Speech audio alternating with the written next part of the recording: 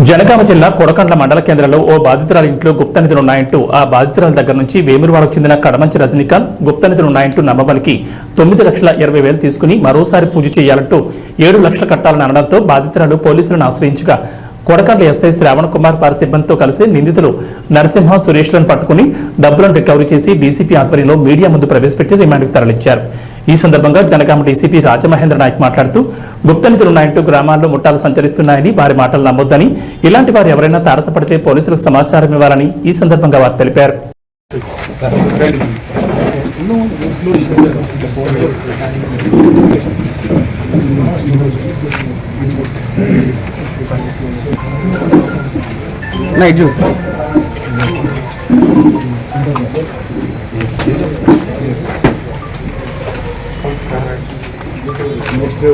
రాజ్కుమార్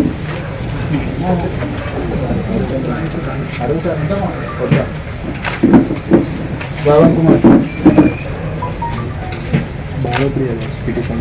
అశోక్ అరుణ్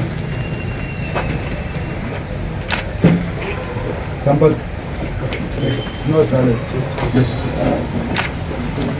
శ్రీనివాస్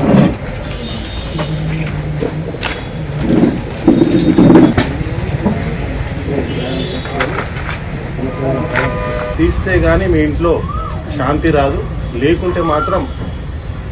మీ ఇంట్లో ఇంకా చాలామంది చనిపోతారని అంటే అతని మాటలు నమ్మి ఈసారి ఏం చేస్తే బాగుంటుంది అని చెప్పేసి ప్రాధాన్యపడటంతో